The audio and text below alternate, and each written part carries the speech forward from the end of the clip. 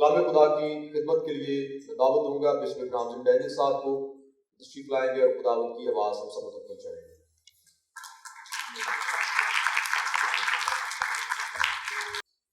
آپ سب کو نیا سال مبارک ہو۔ میں خداوند کا شکر گزار ہوں آج کے اس دن کے لیے اور تمام عزیزوں کو جو آج اس عبادت میں ہمارے ساتھ شامل ہیں ان کو خوش آمدید کہنا چاہتا ہوں اپنی طرف سے، اپنی فیملی، پاسٹر پیٹر اور پاسٹر اعظم اور چرچ ایگزیکٹو کی جانب سے، اور خداوند کا شکر گزار اسے تندرستی کے لیے جو خداوند نے آپ کو اس شدید موسم میں عطا کی۔ تمام عزیزوں کو ویلکم کرتا ہوں، اور خاص طور پر ہمارے وہ عزیز جو آج پہلی دفعہ یا پھر کافی عرصہ کے بعد ہمارے ساتھ عبادت میں شریک ہیں، ان کو خوش آمدید کہنا چاہتا ہوں۔ خاص طور پر ہمارے وہ عزیز جو آج پہلی دفعہ ہمارے ساتھ اس چرچ میں خداوند کی عبادت اور پرستش کرنے کے لیے آئے ہیں، اگر وہ ایک لمحہ کے لیے اپنی جگہ پر کھڑے ہو جائیں تو ہم تالیاں بجا کر ان کو خوش آمدید کہیں گے۔ ڈاکٹر پرویز صاحب آرٹ چک سے ہمارے درمیان موجود ہیں، اسی طرح سے مسیحا ٹی وی کراچی سے ہمارے درمیان کچھ عزیز موجود ہیں۔ خداوند آپ کو برکت بخشے، اور جب بھی خداوند آپ کو موقع دے آپ ضرور ہمارے ساتھ مل کر خداوند کی عبادت اور پرستش کریں، یقیناً آپ برکت پائیں گے۔ شکریہ۔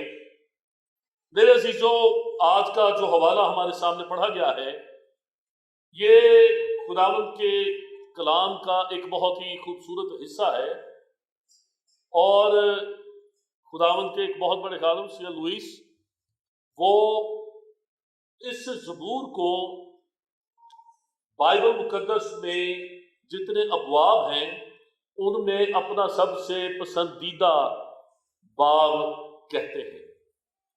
اور جب میں اس نئے سال کے لیے بہت دنوں سے خداوند کے حضور میں مانگ رہا تھا کہ خداوند آنے والے وقت میں عموماً ہم دیکھتے ہیں کہ جب بھی نیا سال آتا ہے تو ہم بہت سی ایسے کام، بہت سی ایسی باتیں سوچتے ہیں جو کہ نئے سال کے حوالوں سے تعلق رکھتے ہیں۔ آج کل تو ویسے بھی کٹ پیسٹ کا دور ہے اور بنے بنائے پیغامات آن لائن مل جاتے ہیں، لکھے ہوئے مل جاتے ہیں۔ آج سے 20-25-30 سال پہلے جب ہم چھوٹے ہوتے تھے یا نئے نئے خدمت میں آئے تھے تب انٹرنیٹ ابھی اتنا عام نہیں تھا، تو چند کتابیں جو تھی 62 واز اور 65 واز اور 63 واز اور 52 واز، اس طرح کی کتابوں سے مختلف خادمین جو ہے وہ استفادہ حاصل کرتے تھے۔ تو اب ہم دیکھتے ہیں کہ اس میڈیا کے دور میں بہت آسان ہے، آپ یوٹیوب پر نیو ایئر سرمن لکھیں، سننا شروع کر دیں، 2 باتیں اس کی پکڑی، 2 اس کی پکڑی، اور ہم ایک 12 مثالوں کی چارٹ بنی ہوئی دیکھ لیتے ہیں، جس میں جب اس کو غور سے سنتے ہیں تو ہمیں جو پیغام ہے وہ ایک رنگا رنگ پیوند لگا ہوا کرتا نظر آتا ہے، جس پر مختلف طرح کے پیوند لگے ہوئے ہیں، کیونکہ کوئی بھی بات دوسری کے تسلسل میں نہیں ہوتی۔ ہم اچھی اچھی چیزیں دیکھتے ہیں کہ بہت سے ایسے لوگ ہیں جو اچھی اچھی کوٹیشنز اور اچھے اچھے خیالات وہ چن کر کچھ ادھر سے پکڑ کے کچھ ادھر سے پکڑ کے جوڑ لیتے اور بنا لیتے ہیں۔ لیکن میرے عزیزوں، آج میں یہ کہنا چاہتا ہوں کہ کسی انسان کی زندگی ہماری اچھی باتوں سے نہ بدلتی ہے نہ بہتر ہوتی ہے۔ کسی شخص کی زندگی ہماری اچھی باتوں سے، چاہے ہم اپنی طرف سے کر لیں یا کسی کی پکڑ کر اچھی باتیں با علم پر مغز اور بڑی جو عالمانہ باتیں ہیں ہم وہ کر لیں، نہ تو اس سے کوئی برکت پا سکتا ہے، نہ ہی اس سے کسی کی زندگی تبدیل ہو سکتی ہے۔ زندگی تبدیل صرف اور صرف خداوند یسوع کے باتوں سے ہوتی ہے۔ ایک موقع پر خداوند یسوع مسیح کے شاگردوں نے اسے کہا کہ ہم اور کس کے پاس جائیں، ہمیشہ کی زندگی کی باتیں تو تیرے ہی پاس ہے، ہمیشہ کی زندگی یہ صرف اور صرف یسوع کے پاس ہے۔ اسی لیے ہم دیکھتے ہیں کہ خداوند یسوع مسیح کے دور حیات میں بہت سے لوگ خداوند یسوع مسیح کے پاس آتے اور کہتے کہ میں کیا کروں کہ نجات پاؤں، میں کیا کروں کہ ہمیشہ کی زندگی پاؤں۔ ایک یہودی سردار ان کے پاس آتا ہے، نکودیمس ان کے پاس آتا ہے، زکئی ہمیشہ کی زندگی چاہتا ہے، وہ چھپ چھپ کر خداوند یسوع مسیح کو دیکھتا ہے بھیڑ میں پیچھے ہو کر، اور جب نہیں دیکھ پاتا چھوٹے قد کے باعث تو بھاگ کر ایک درخت پر چڑھ جاتا ہے تاکہ جاتے جاتے خداوند یسوع مسیح کو دیکھ سکے۔ اس نئے سال میں، سال 2022 میں میرے عزیزوں، ہم اپنی زندگی میں کاش اس بات کو سامنے رکھیں کہ اس سال میں ہم خداوند یسوع کو ایک نئے سرے سے دیکھنا چاہتے ہیں۔ وہ یسوع نہیں جو بچپن سے ہم سنتے آ رہے ہیں، آج سے ایک ہفتہ پہلے، 10 دن پہلے، 5-7 دن پہلے ہم نے کرسمس کی عبادت اور 24 دسمبر کی رات چرنی کا سین دیکھا، ڈرامے دیکھے، بہت سی باتیں سنی اور سنائی گئی، لیکن میرے عزیزوں، میری خداوند میں یہ آرزو ہے کہ سن 2022 میں ہم خداوند یسوع مسیح کے ساتھ ایک نیا تجربہ حاصل کریں، ایک نیا انٹریکشن ہمارا خداوند یسوع مسیح کے ساتھ ہو۔ یاد رکھیں کہ اس سے پہلے ہم پیغام کی طرف آئیں، یہ جو نیا سال ہے، گزشتہ سال اور اس سے پہلے سال میں نے 2 سال اس بات پر پیغام دیا، اور ہم نے اس کے متعلق سیکھا تھا کہ جب خداوند یسوع مسیح کو 8ویں دن ہیکل میں لائے اور اس کا نام یسوع رکھا، تو میرے عزیزوں بہت سی باتیں اس حوالہ سے بھی ہم نے گزشتہ سالوں میں سیکھی کہ کس طرح سے جو شمعون ہے وہ کہتا ہے، جب یسوع مسیح کو دیکھ لیتا ہے تو کہتا ہے مالک اب اپنے خادم کو سلامتی سے رخصت کر، کیونکہ میری آنکھوں نے تیری نجات دیکھ لی ہے۔ ہم نے گزشتہ سالوں میں اس حوالہ سے یہ سیکھا کہ خداوند یسوع مسیح کو دیکھنا، اس کو اپنی زندگی میں پا لینا انسان کے دل سے موت کے خوف کو دور کر دیتا ہے۔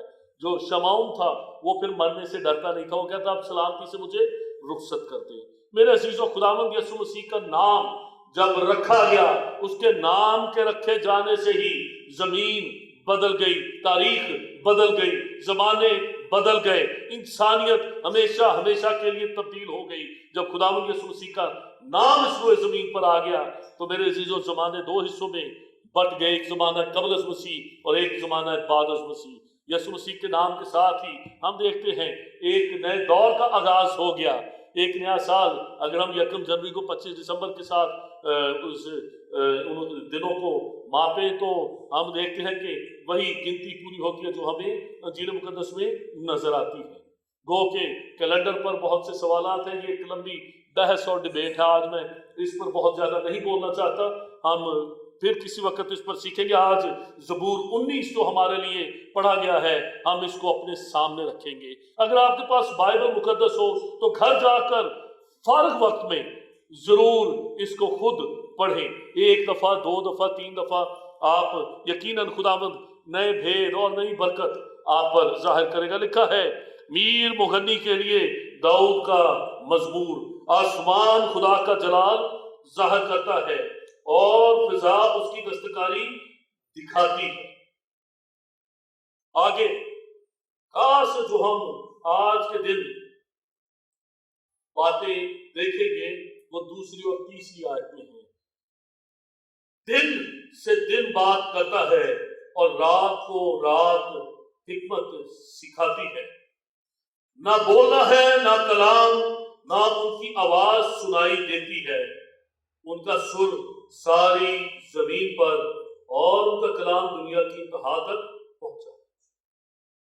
میرے عزیزوں، آج کل جو وقت ہے یہ بڑی تیزی سے گزرتا ہے۔ ابھی کل ہی کی بات لگتی ہے، اگر ہم 2021 1 جنوری 2021 سے گننا شروع کریں تو زیادہ دور کی بات نہیں لگتی۔ میں کئی دفعہ جب نیا سارا بیٹھتے ہیں تو ہم آپس میں بات کرتے ہیں کہ جب ہم بچے تھے یا ہم نوجوان تھے، سال شروع ہوتا تھا اور ختم ہونے کا نام ہی نہیں لیتا تھا۔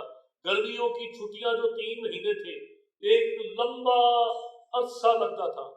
آج کل شاید وقت نے ہمیں جو یہ میڈیا کا دور ہے اور انٹرنیٹ ہے، اس نے اتنا فاسٹ کر دیا ہے۔ مجھے یاد ہے کہ ہم جب چھٹیاں ہونے والی ہوتی تھی تو اپنے دوستوں سے اداس ہوتے تھے جب یہ 3 مہینے کیسے گزاریں گے، اور پھر جب 3 مہینے کے بعد جاتے تو ایسے لگتا ہے جیسے پتہ نہیں شاید کتنے سالوں کے بعد ملے۔ میں ایک دفعہ یوب صاحب سے یہ بات کر رہا تھا کہ جب آپ ہماری عمر میں تھے اس وقت بھی ایسے ہی جلدی سے دور گزر جاتا تھا، یا تو انہوں نے کہا کہ نہیں ابھی کو 10 15 20 سال ہوئے، ورنہ اس سے پہلے زمانہ بڑی आहिस्ता आहिस्ता वक्त बड़ा आहिस्ता आहिस्ता गुजरता था। मेरे अजीजों, ये जो मिनट हैं ये चल के घंटे बन जाते हैं, और घंटे चलकर दिन बनते हैं, और दिन बदलकर हफ्ते और महीने और साल बन जाता है, और फिर साल कई दहाइयां और सदियां बन जाते हैं। जब हम ज़बूर गाते हैं तो खुदावंद का कलाम हमें ये सिखाता है कि आए खुदावंद हमें अपने दिन गिनना सिखाता कि हम नादिर आ सकते हैं। सारी उम्र गई है गुजर, जिले के गुजरे ख्याल। पीछे मुड़कर देखें तो हमें गुज़श्ता जिंदगी जो है वो एक ख्याल की मानद गुजरती हुई नजर आती है।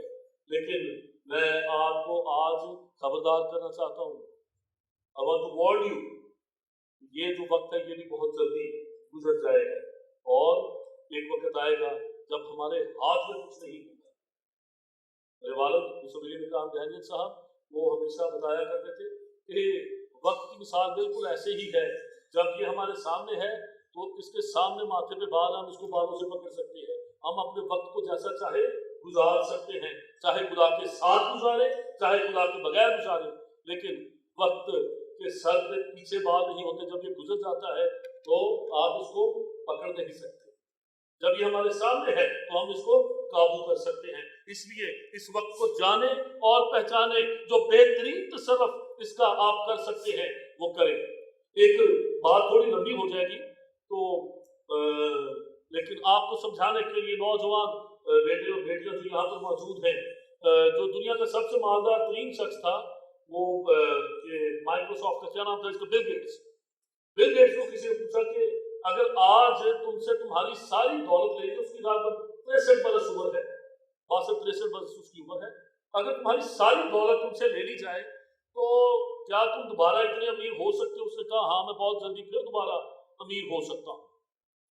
तो उसने कहा कि जो उसका इंटरव्यू दे रहा था कि पहले तो तुम्हें 60-65 साल लगे इतने अमीर होते, अब फिर तुम्हारे पास तो 60-65 साल उम्र ही नहीं।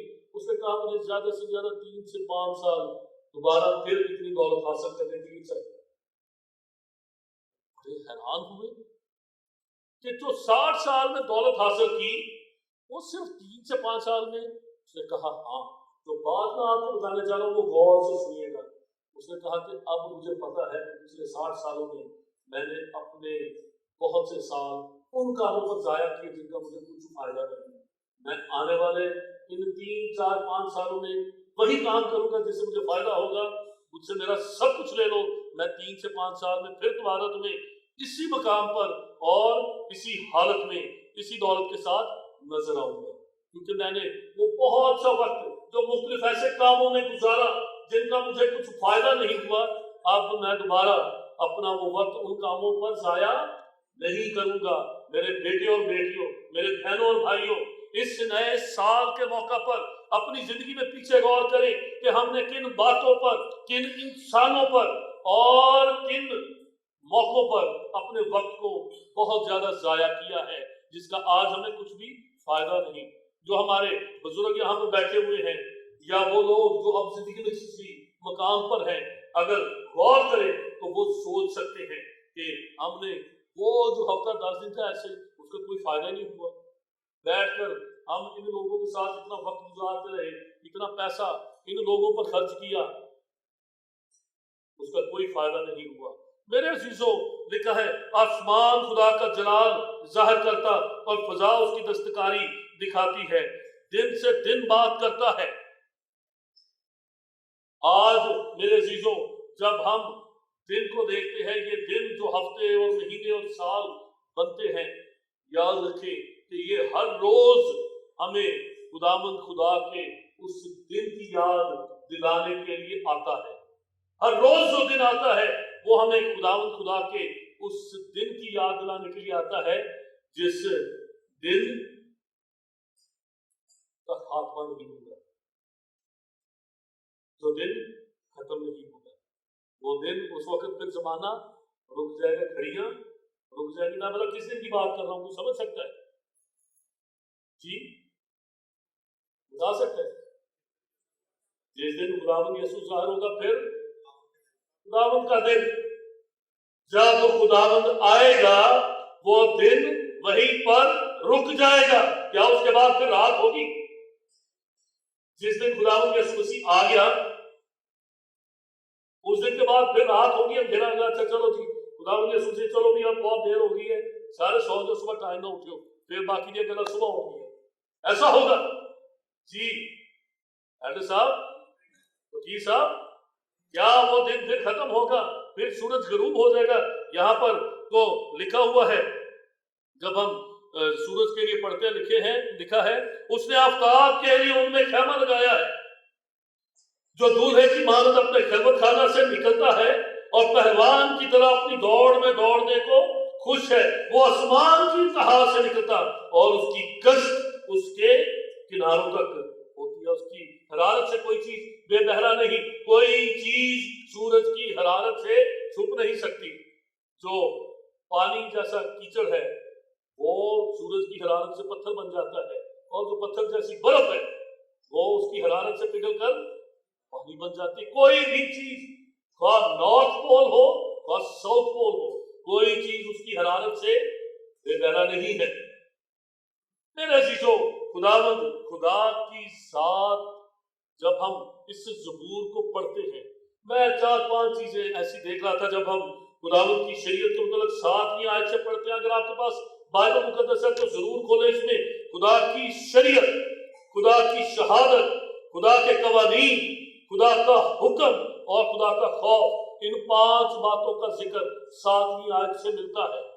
वो सब कुछ जिसकी एक रूहानी शख्स, अगर आप एक सच्चे मसीही ईमानदार हैं, जो एक सच्चा मसीही ईमानदार अपनी जिंदगी में खुदा से चाहता है, जिसका वो आरज़ूमंद है, वो 5 बातें हमें इस ज़बूर की 7वीं आयत से मिलती हैं। अगर आपके पास बाइबल मुकद्दस है तो मेरे साथ खोलें। लिखा है, खुदावंद की शरीयत कामिल है, वो जान को बहाल करती है। सबसे पहले खुदा की शरीयत की बात है। खुदावंद का कलाम जब हम पढ़ते हैं, यीशुआ को खुदा ने क्या हुक्म दिया? जरा ऊंची आवाज में, शरीयत की ये किताब तेरे मुंह से ना हटे, बल्कि दिन और रात तुझे इसका ध्यान रहे।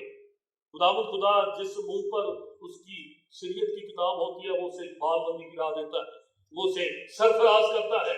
मेरे अजीजों, ये मैं आपको ज़हनी तौर पर I don't want to disturb you, या आपके ज़हन को वो 2 ख्यालों में बांटना नहीं चाहता। ये हमने जो एक पलड़े में फजल को रख दिया है और एक पलड़े में शरीयत को रख दिया है और बताना शुरू कर दिया कि ये ऐसे नहीं, ये ऐसे है। याद रखे कि खुदा के कवानीन अटल है, खुदा के कवानीन रास्त है और वो कभी मौकूफ ना होंगे। जब खुदावंद का कलाम ये कहता है कि शरीयत की ये किताब तेरे मुंह से ना हटे, क्रिसमस के दिन मैंने उस दिन जब हम खुदावंद के कलाम को सुन रहे थे, ये बात बताई थी।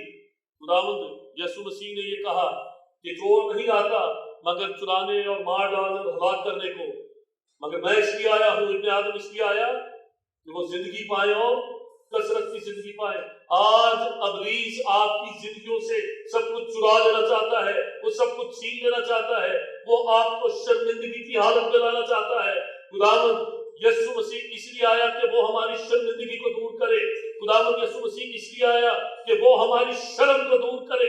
आदम और हव्वा के लिए हम पढ़ते हैं कि वो बागे अदन में फिरते थे फल खाने से पहले, जब वो खुदा की हजूरी में रहते थे। क्या लिखा हुआ है पैदाइश की किताब में कि वो दोनों नंगे थे और शर्माते ना थे, लेकिन जो ही उन्होंने फल खा लिया, अबलीस ने जो धोखा और जो फरेब उनको दिया, जो ही उन्होंने फल खाया, तो वही आदम और हव्वा जो पहले शर्माते नहीं थे, उन्होंने अपना आप पत्तों से छुपाया। और कौन से पत्ते लिए? बड़े बड़े पत्तों वाला कौन सा दरख्त, किसका जिक्र है जिसकी दुनिया उन्होंने बनाई? हाँ जी, आवाज नहीं आ रही। हाँ जी, अंजीर के पत्ते, बड़े बड़े पत्ते जो हैं वो लिए और उनकी लुंगियां सी अपने आप को ढांपा। पहले वो शर्माते नहीं थे। याद रखें कि जब खुदावंद यीशु मसीह किसी की जिंदगी में आता है, जब हम यीशु को देख लेते हैं तो हमारी शर्मिंदगी दूर हो जाती है।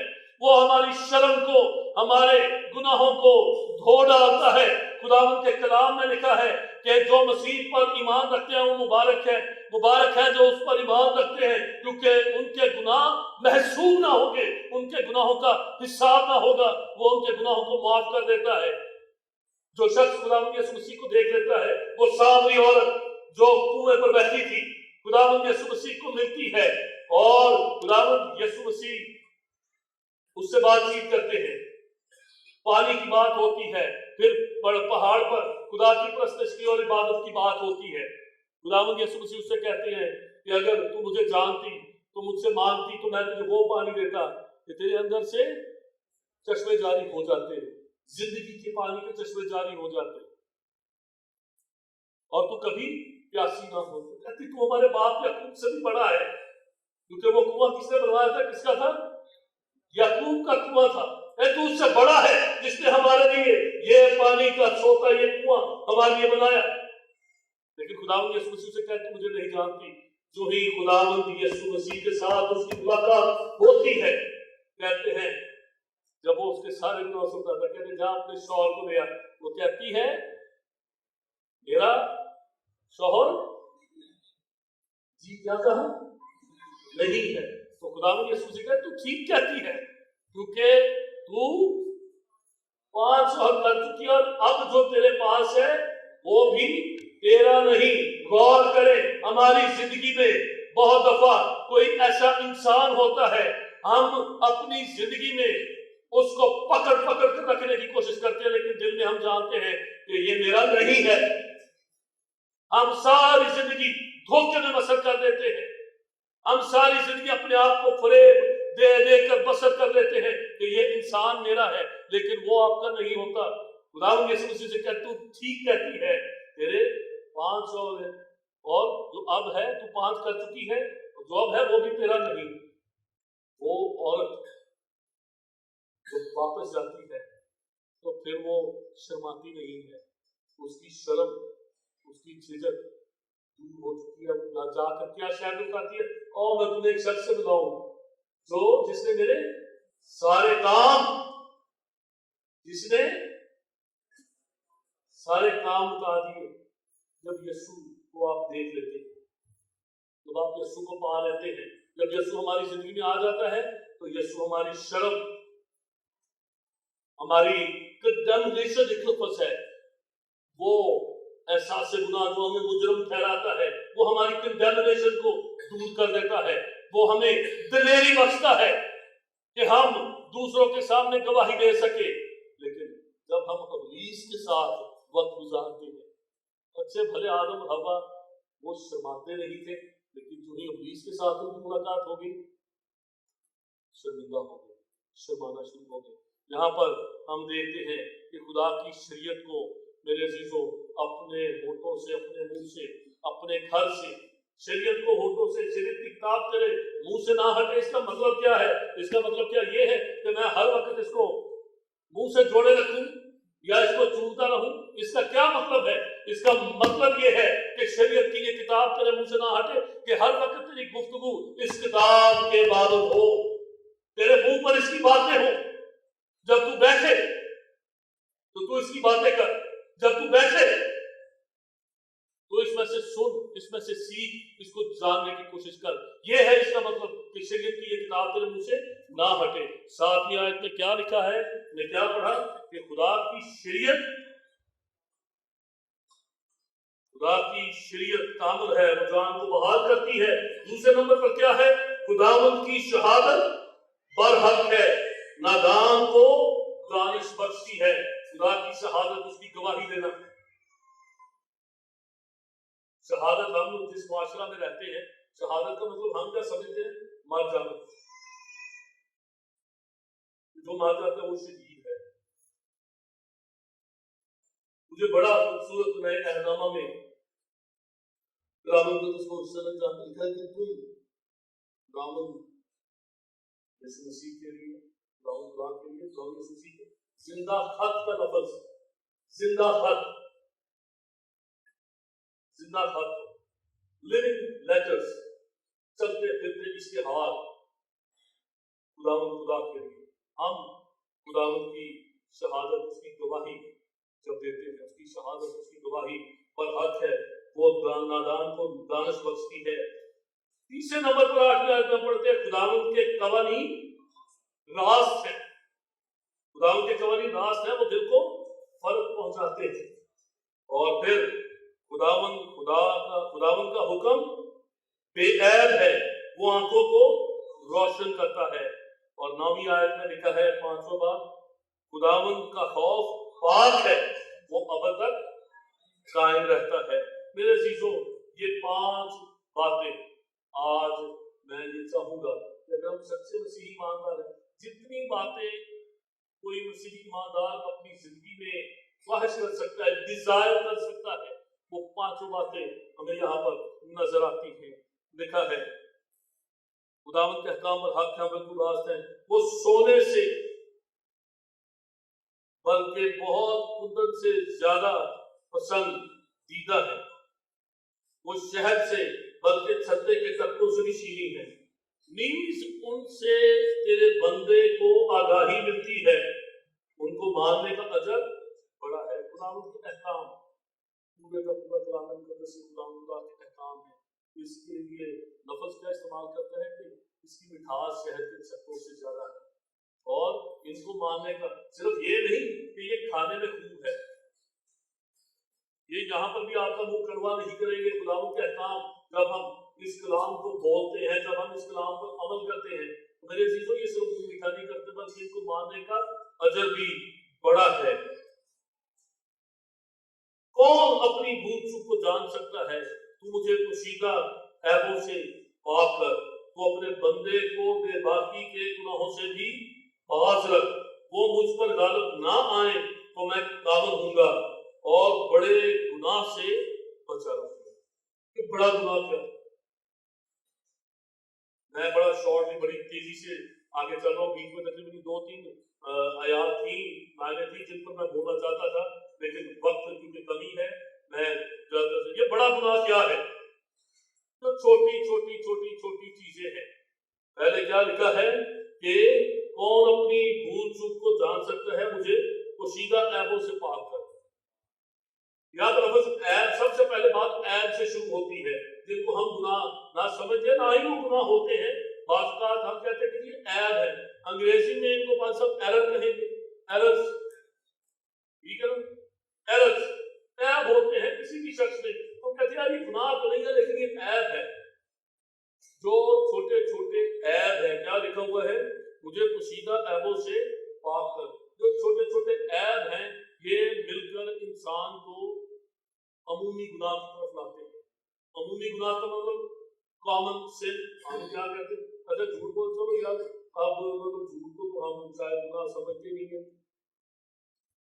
میں کئی دفعہ پہلے بھی بول چکا ہوں، بتا چکا ہوں، ابھی یہ کرسمس کا سیزن تھا، خواتین نے، بہنوں نے بڑے اچھے کپڑے پہنے، کسی کو پسند آ گیا، اس نے پوچھا کہاں سے لیا ہے، تو یا ادھر سے وہ بتا ادھر میرا جا ڈھونڈ کے پھروں گا، نہ تجھے میرے نام میں زیادہ سوٹ پہن سکے، ٹھیک ہے جی، یا ادھر سے ہے، آن لائن منگوایا، اس کو جان کے سوڑی گری بھیج دینا، ٹھیک ہے، جا ڈھونڈ کے سوڑی گری منگوایا آن لائن، ٹھیک ہے، یا کسی دکان سے میں تو آن لائن آرڈر کیا تھا، اب وہ نیٹ پہ وہ بیچاری بیٹھ کے سوشل میڈیا پہ وہ آن لائن سرچ کرتی رہتی ہے کہاں سے پتہ نہیں لیا ہے۔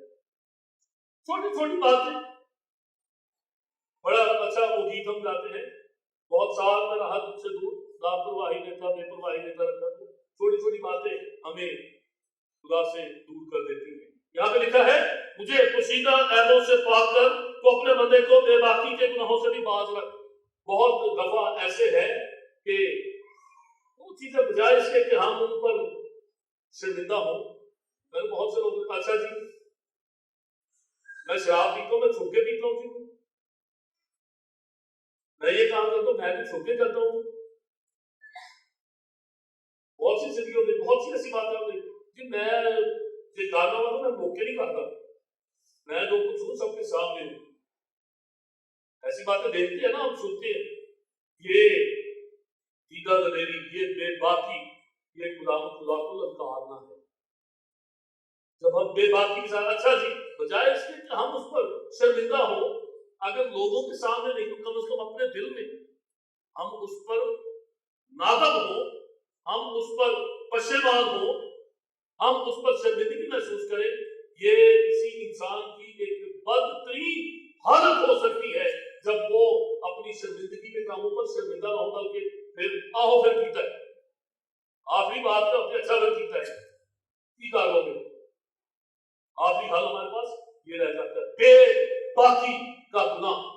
بے باکی جو ہے جس کو نہیں پڑا بے باک ابو مہذب دور میں کیا کہتے ہیں اسٹریٹ فارورڈ. بدتمیزی میں اور اسٹریٹ فارورڈنس میں بہت تھوڑا فرق ہے، بہت تھوڑا فرق ہے، بلکہ بعض کا تو فرق ختم ہو جاتا ہے. بے باکی کے گناہ سے بھی باز رکھ. تو اپنے بندہ کو خدا کے بندے بے باکی کے گناہ نہیں کرتے، بے باک نہیں. وہ مجھ پر غالب نہ آئے تو میں کامل ہوگا. بے باکی اور عیب، اگر جب ہم پر غالب نہیں آئیں گے تو پھر کہتے میں کامل ہوں گا اور بڑے گناہ سے بچا رہوں گا. بڑا گناہ خدا کا انکار، بڑا گناہ بیٹے کا انکار، بڑا گناہ جس کی معافی. ہم اس گناہ سے تب بچ سکتے ہیں جب ہم اپنے آپ کو چھوٹے چھوٹے عیبوں سے بے باکی کے گناہ کیا ہوتے ہیں جن پر ہم we no longer feel ashamed، جن پر ہم پھر شرم محسوس نہیں کرتے. ہم کہتے ہیں اچھا چلو یار یہ تو اب میرا لائف سٹائل ہے.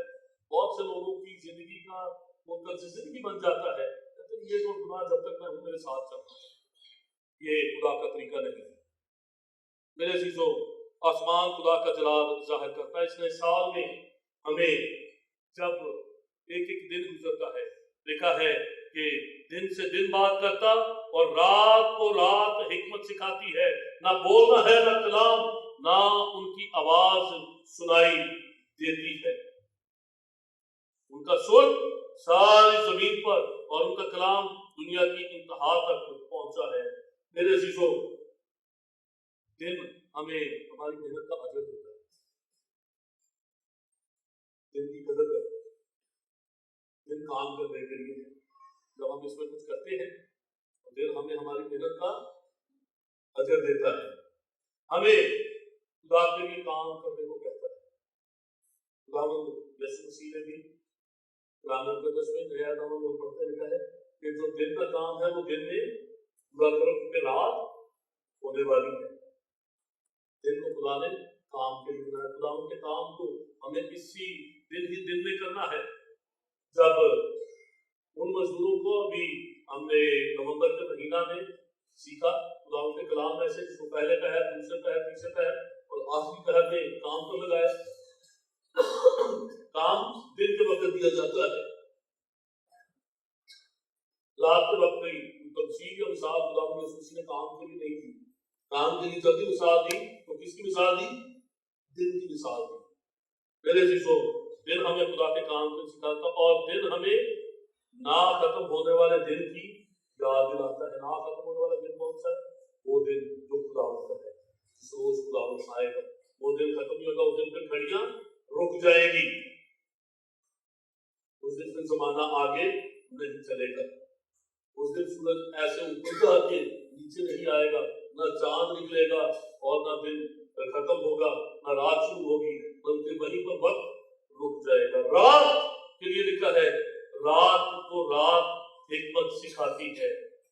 رات ہمیں آرام کی دعوت دیتی ہے. جیسے دن ہمیں کام کا اجر دیتا ہے، رات ہمیں آرام کی دعوت دیتی ہے. ہم رات کے وقت آرام پاتے ہیں.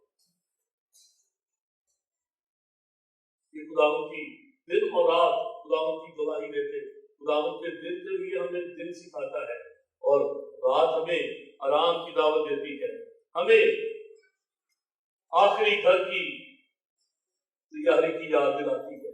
رات کا اندھیرا جب آ جاتا ہے، جب ہم بستر پر جاتے ہیں، سارے دن کی فلم ہمارے سامنے چلتی ہے. اچھے برے جگہ جو شخص جس کا ضمیر جاگ رہا ہے وہ اسی باتوں کے لیے خدا کا شکر ادا کرتا ہے. اور رات جب ہوتی ہے وہ اپنا خود احتساب بھی کرتا ہے، میں کہاں پر درست تھا، کہاں پر غلط تھا، اور جو خدا پرست ہے وہ اپنے آپ کو درست کرتا ہے، جن باتوں میں درستی کی ضرورت ہے وہ اپنے آپ کو بہتر بنانے کی کوشش کرتا ہے۔ رات ہمیں آرام کی دعوت دیتی ہے، رات ہمیں اس آخری گھر کی تیاری کی یاد دلاتی ہے کہ اگر مسیح کے آنے تک ہم زندہ باقی نہیں رہیں گے، اگر ہم نے مر جانا ہے تو ایک وقت آئے گا کہ رات کے اندھیرے کی طرح ہماری اس زندگی میں بھی اندھیرا آئے گا، ہمیں اندھیرے میں جانا ہے، رات ہمیں یہ سکھاتی ہے۔ اور پھر اگر ہماری زندگی خدا کے ساتھ درست رہی، وہ ساری باتیں جو ہم نے ابھی سیکھی، تو مجھے پوشیدہ عیبوں سے پاک کر، اپنے بندہ کو بے باکی کے گناہوں سے بھی باز رکھ، وہ مجھ پر غالب نہ آئے تو میں کامل بنوں گا اور بڑے گناہ سے بچا رہوں گا۔ جس کی زندگی ایسی ہے کہ وہ ان گناہوں سے پاک نہیں، جس کی زندگی خدا کے ساتھ درست نہیں، رات اس کو ابدی اندھیری رات کو مقدر یاد کرتی ہے، اسے ادا کرتی اور خبردار کرتی ہے کہ اگر تیری یہی روش رہی تو تیری زندگی میں جیسے ہر روز یہ رات آتی ہے، اس رات کی صبح ہو جاتی ہے، پھر دن نکل آتا ہے، لیکن اگر تم نے اپنی روش نہ بدلی تو ایک ایسی رات آئے گی، ایک ایسی رات آئے گی کہ پھر اس رات کا کبھی دن نہیں نکلے گا، کبھی اجالا نہیں آئے گا۔ میرے عزیزوں، میں یہ بات سوچتا ہوں، شاید کئی دفعہ پیغمبر ہوتے ہوئے، ایک خادم ہوتے ہوئے خدا نے بہت بڑی ذمہ داری اپنے خادموں کو دی ہے۔ کلام مقدس میں یہ لکھا ہوا ہے کہ وہ اپنے فرشتوں کو ہوائے اور اپنے خادموں کو آگ کے شعلے بنا کر استعمال کرتا ہے۔ لیکن کئی دفعہ میں یہ سوچتا ہوں کہ ہم جو خادم ہیں، میں بھی سوچتے اچھا اگر میں نہیں کروں گا تو پتہ نہیں کون خدا کی بات لوگوں تک پہنچائے گا، کون خدا کا یہ کام کرے گا۔ میرے عزیزوں، میں آج جب اس حوالہ کے لیے آج کے دن کے لیے صبح تیاری کر رہا تھا تو میں یہ سوچ رہا تھا کہ اگر ساری دنیا کے ٹیچرز پیغمبر یہ چپ کروا دیے جائے یا یہ چپ کرنے، شاید دنیا میں آگے ایسا دور آنے کو ہے کہ یہ جتنا ابھی کلام کا دریا دیکھتے، یہاں پر بھی یہ ٹی وی موجود ہے جو کراچی میں چل رہا ہے، میرے خیال میں جتنے پاکستان میں کرسچن ٹی وی چینل چل رہے ہیں اتنے شاید امریکہ میں نہیں ہیں۔ مجھے پچھلے لوگ پتا چلا کہ 80 سے اوپر چینل ہے، 80-85 چینل ہے پاکستان میں، 80-85 کے قریب چینل ہے جو سیٹلائٹ پر چل رہے ہیں، جو مختلف سیٹلائٹ پر۔ لیکن مجھے کوئی حیرانگی نہیں ہوگی کہ اگر کسی دن اچانک یہ کلام کا دروازہ ہمارے ملک میں بند کر دیا جائے، یہ کوئی حیرانگی کی بات نہیں ہوگی۔ تو میں یہ سوچ رہا تھا کہ اگر کوئی ایسا وقت آ جائے کہ تمام جگہوں پر دنیا میں کوئی ایسا نظام پیدا کر دیا جائے، بنا دیا جائے کہ سب کچھ بند کر دیا جائے، تو بھی جب میں اس حوالہ کو پڑھتا ہوں کہ دن سے دن بات کرتا ہے، یہ دن خدا کے بڑے کاموں کی گواہی دے گی، یہ رات انسانوں کو نصیحت کرے گی، یہ رات جو ہے یہ انسانوں سے ہم کلام ہوگی۔ لکھا ہے نہ بولنا ہے نہ کلام، نہ ان کی آواز سنائی دیتی، لیکن خداوند خود اپنے لوگوں سے دن اور رات کے وسیلہ سے کلام کرے گا۔ ایک آخری بات اس حوالہ سے ہے، بذات کا شیئر کر کے آج کے پیغام کو اختتام تک پہنچاؤں گا۔ بہت دفعہ ہم سوچتے ہیں کہ پتہ نہیں ہم خدا کا کون سا کام اٹھا کے کھڑے ہیں، اگر ہم نہیں ہوں گے تو کیا ہوگا۔ جب ہم پہلا سلاطین اس کا 18واں باب پڑھتے ہیں تو ہمیں اخیب کے دور میں ابدیہ جو اس کے گھر کا دیوان تھا، ایک واقعہ دیکھتے ہیں۔ اس وقت ایزابل نے کیا کیا؟ ایزابل نے خداوند کے نبیوں کو قتل کیا، جتنے نبی تھے خداوند کے اس زمین پر اسے قتل کر دیے۔ میں حوالہ نہیں پڑھوں گا، پورا باب ہے، آپ گھر جا کے 18واں اور 19واں باب پڑھ سکتے ہیں، پہلا سلاطین 18واں اور 19واں باب۔ لیکن جو لوگ بائبل مقدس کو پڑھتے ہیں وہ اس واقعہ سے واقف ہے۔ اگر آپ بہتر طور پر سمجھنا چاہتے ہو گھر جا کر ضرور پہلا سلاطین اس کا 18واں اور 19واں باب ضرور، بڑا ہسٹورک واقعہ ہے۔ تو کیا ہوا کہ جب اخیب نے ابدیہ کو جو اس گھر کا دیوان تھا طلب کیا، تو ابدیہ نے کیا کیا؟ اس نے خدا سے کتنے کاہن تھے، کتنے نبی تھے، کتنے نبی تھے جن کو اس نے غار میں چھپا دیا، ہاں جی، ایک سو لکھا ہے کیونکہ جب ایزابیل نے خداوند کے نبیوں کو قتل کیا تو ابدیہ نے 100 نبیوں کو لے کر 50 کر کے ان کو ایک غار میں چھپا دیا اور روٹی اور پانی سے ان کو پالتا رہا.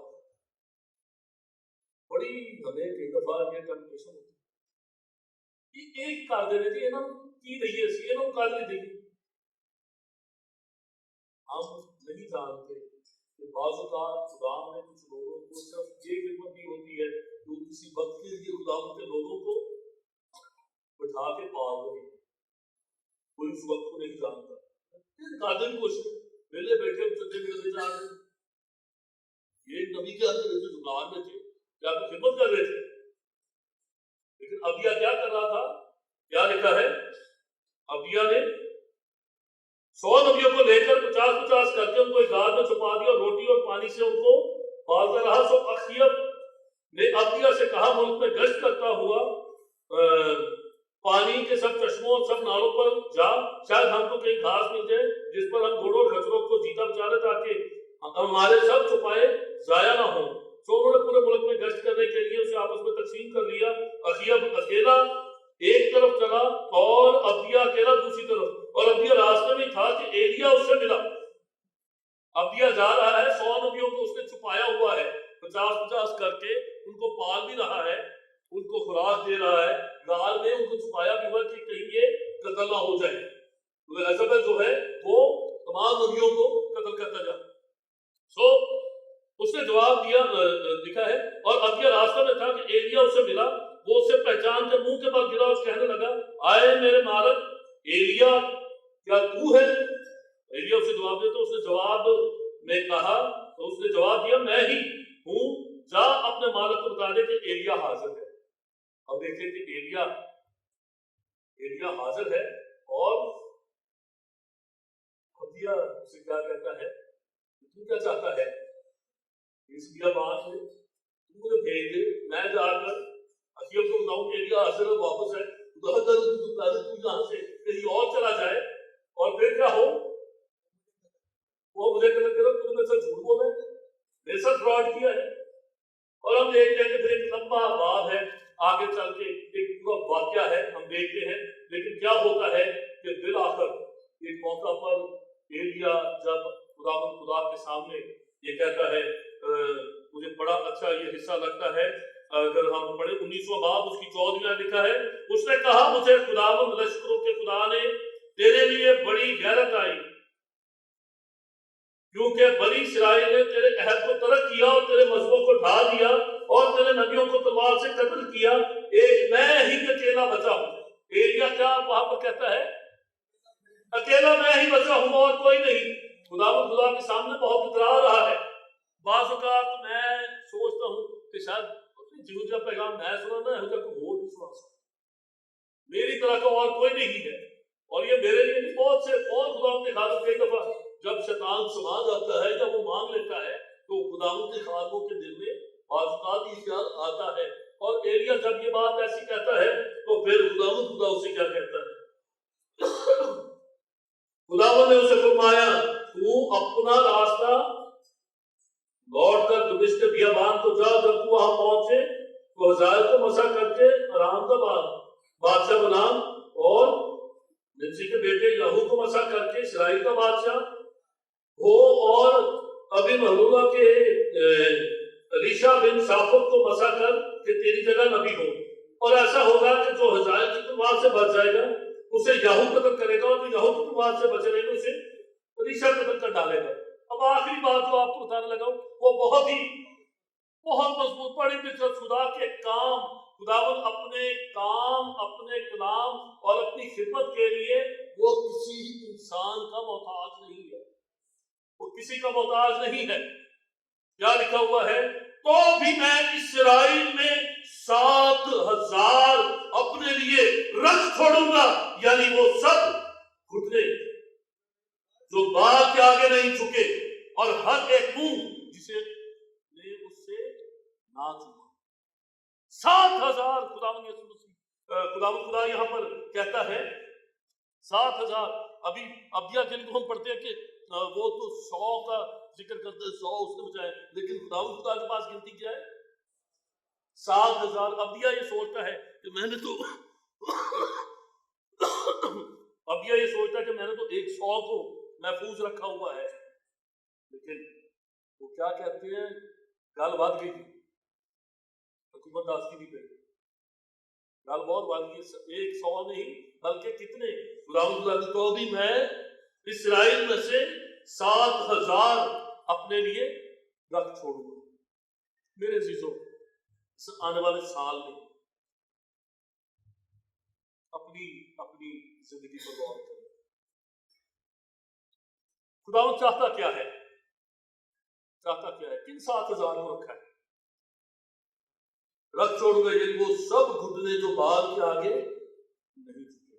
اپنے گھٹنے بال کے آگے نہ جھکنے دیں، اپنے گھٹنوں کو بال کے آگے جھکنے سے روکیں، اپنے بچوں کے گھٹنوں کو بال کے آگے جھکنے سے روکیں۔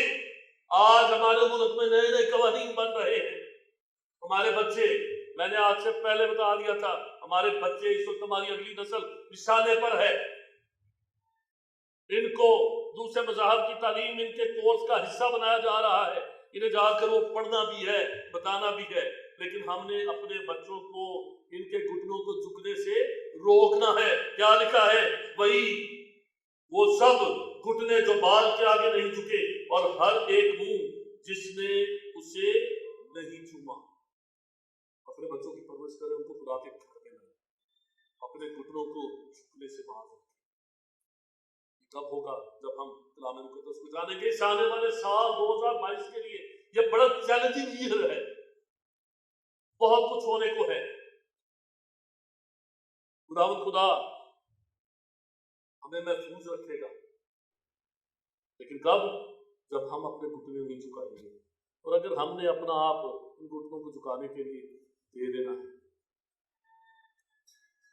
آج سے 4 ماہ پہلے ایک بڑا افسوسناک واقعہ ہوا، بڑا سوشل میڈیا پہ، ایک چھوٹی بچی 4-5 سال کی، جب اس کے ساتھ وہ کرسچن بچی تھی، کرسچن والدین تھے، زیادتی ہوئی، رپورٹ ہوا، تو ٹی وی پر بار بار انٹرویو اس کی ماں اور اس کا باپ کیا کہتے ہیں، ہم تو اس کو جو محلے کے بچے تھے ان کے ساتھ بھیج دیتے تھے، مدرسے بھیج دیتے کہ جائیے وہاں پر سپارہ پڑھ کے آئے۔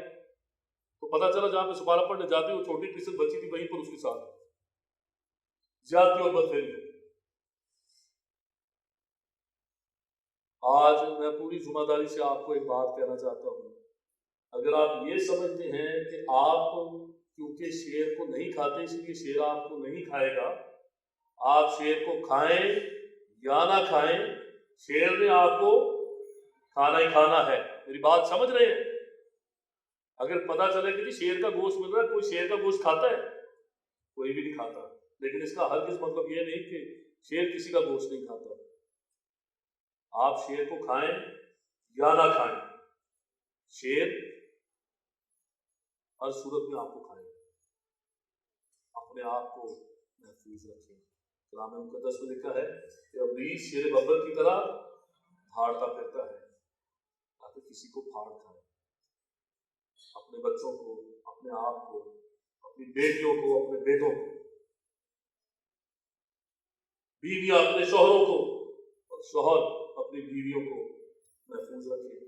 دعا میں سب سے پہلے ان کی روحوں کی حفاظت کریں۔ روحوں کی حفاظت کیا ہم بلٹ پروف جیکٹ پہنا کر سکتے ہیں؟ روحوں کی حفاظت صرف اور صرف دعا کے وسیلہ سے ہوتی ہے۔ اپنی بیوی بچوں کے لیے، اپنے شوہر کے لیے، اپنے خاندان کے لیے دعا کریں۔ دعا ہے جو ہمیں محفوظ رکھے گی۔ سب سے پہلے روحانی طور پر اپنے گھرانوں کو محفوظ کریں، اور پھر جسمانی طور پر سوچوں کی حفاظت کریں۔ اپنے بچوں کو، اپنے اہل خانہ کو تنہائی میں کم سے کم وقت دیں، غیر اقوام کے ساتھ کم سے کم وقت دیں۔ ایسا نہ ہو کہ ان کے خیالات تبدیل کر دیے جائیں۔